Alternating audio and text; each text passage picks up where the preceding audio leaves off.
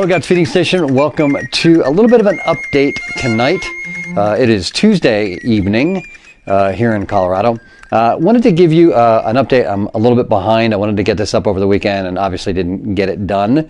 But just talk to you about some upcoming things, mainly for the holidays, and then talk a little bit about where we're going after the new year. First off, on the daily broadcast, we had been doing C.S. Lewis, Mere Christianity, but we're taking a break from that.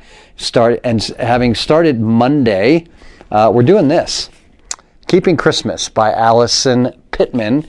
It's 25 Advent Reflections on a Christmas Carol.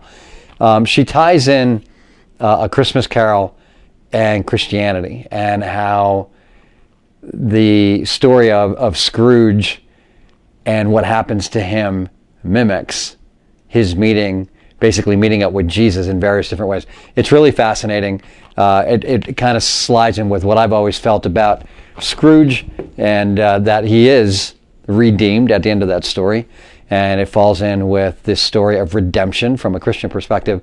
But it is really fun to do. We're in day 2 of it. We'll be day 3 tomorrow, obviously. So I would encourage you all to go back and check it out. We'll be doing it from now. We got a little early start on it because we don't do broadcasts over the weekend. And so to get all the chapters in, because I'm just reading it word for word, and I'm not expounding on it. It speaks for itself. And so we started early to get it all in, and we'll finish the last chapter on Christmas Day, appropriately enough. And then between Christmas and New Year's, we'll have some Christmas music playing, different sets for the 5 days between Christmas and New Year's. So we'll be doing some music again, as we've done the past few years, and then we'll pick it up on the daily broadcast with Mere Christianity after the first of the year. So, again, I would urge you to just check it out. They're pretty short broadcasts. They're pretty short chapters. And for those who love A Christmas Carol, I guarantee you'll love this. It's awesome. After the first of the year, we're going to be starting a new daily devotion. And the book we're going to do for the daily devotions is The Book of Mysteries by Jonathan Cahn. And we've done The Harbinger on the daily broadcast. And so some of you might be familiar with his work. We're going to do that. Fascinating stuff, just kind of going through it, get an idea of where we're going.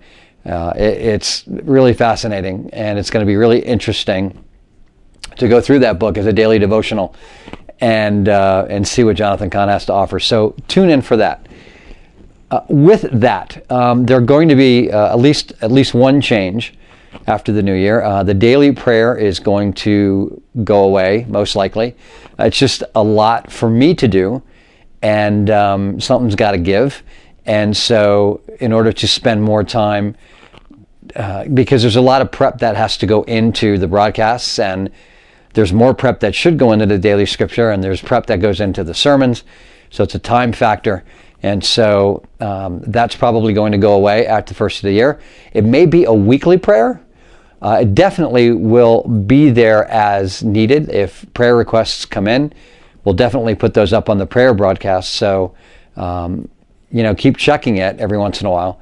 But the daily prayer that we've been doing, because I just didn't feel that the book that I did, and finishing up the prayers at the, to finish up the year, they're just not, reading prayers from a book is just not genuine enough for me. It's got to be more Spirit-led, for lack of a better term. And I don't feel that I'm the guy to lead that prayer broadcast. Now, maybe God will bring somebody in, which I'm more than happy to do, who's a prayer warrior and can record prayer broadcasts, and we can get them up, and it will continue. We'll see what God brings, but as of right now, that's what I'm thinking, and we'll touch base as we get closer to the new year. Speaking of prayers, and being in the midst of another kind of weird holiday. We had a weird holiday at Easter, and now we're having a weird holiday at Thanksgiving with the COVID stuff. My brother-in-law, my wife's brother, is in the hospital with COVID.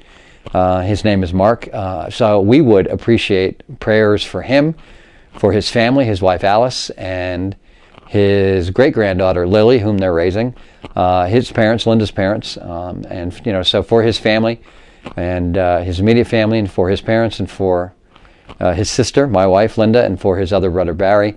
If you would pray for them and pray for Mark, that God would bring healing and God would bring wisdom to that situation, we would greatly appreciate it. And so that would be an example of a prayer broadcast that needs to get out there.